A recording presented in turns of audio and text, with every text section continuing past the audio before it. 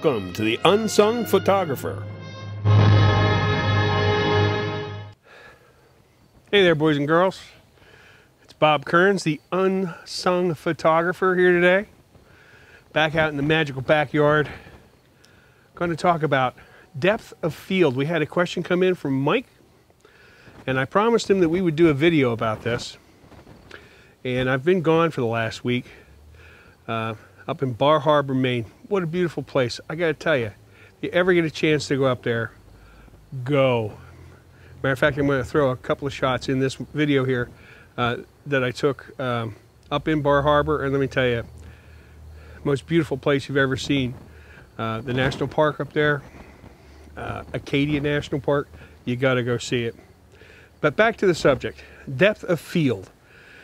Depth of field is simply explained as the depth of focus in a particular photograph or video, it doesn't matter. The amount that's in focus between your camera and infinity, the end of the universe. Now this is controlled by three separate factors. The focal length of your lens, the aperture, how wide open that is in your lens, at your actual aperture ring, and the distance between your subject and your camera.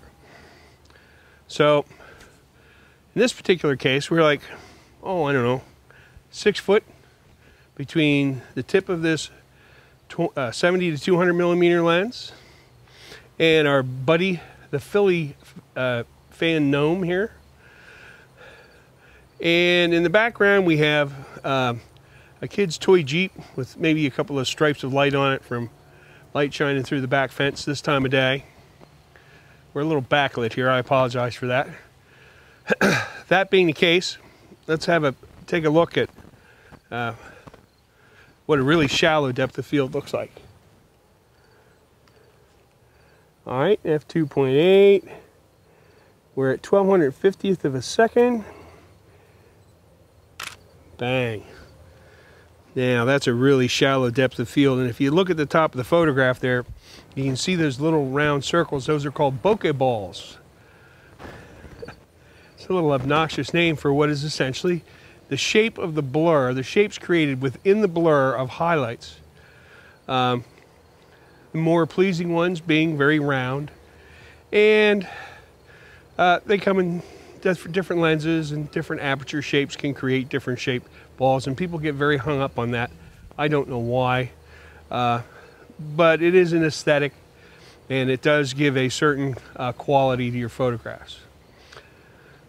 But what we're really trying to accomplish here is showing you that a narrow depth of field can take your subject and isolate it even in a fairly busy background.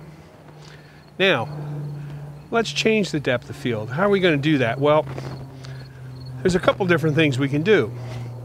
First thing we can do is let's close our aperture down, say to, oh, let's go nuts here. Can we get away with an f22? 30th of a second, f22. Yes, we can. Now you can clearly see our Jeep in the background. You can see the wheels, you can see pretty much all that detail back there. And the photograph, though it really hasn't changed in content, it's gotten a bit busier. The other plus we have is it's kind of in shadow back there, which is helpful, but for our purposes, we're really just looking at depth of field. Now, all I had to do is change the aperture. Can I go any further with that? Well, I certainly can. Let's go away from 200 millimeter, and let's scoot all the way down to 70.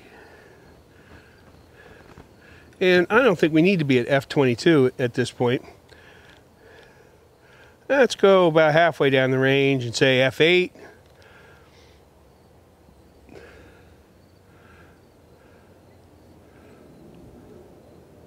And watch the camera not fire out. There we go. And you can see here that everything in the background is still pretty sharp. That's fairly interesting. Now we're at an f8, right? And our aperture is f8, I just said that. Shutter speed, 200th of a second. But we're 70 millimeters, not 200. That's made quite a bit of change. So even with just one lens, one zoom lens, you can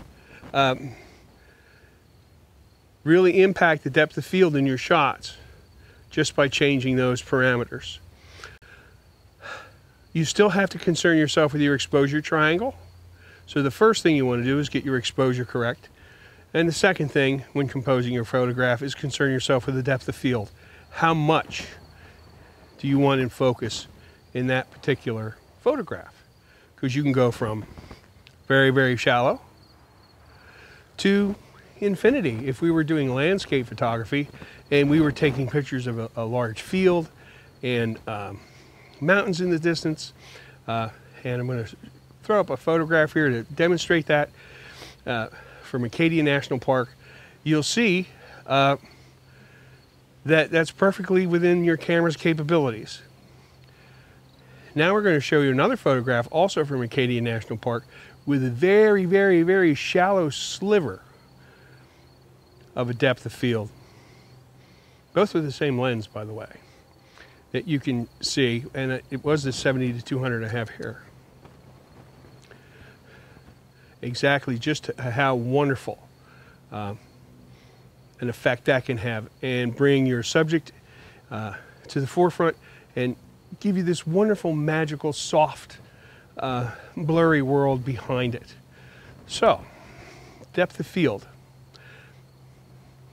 A little complicated if you really sit down and do the math, if you're trying to figure out why this all occurs. Well, we wouldn't be doing this in a short video. You'd be talking a college course here. But for our purposes, all we want to know is how to drive the car, not build it.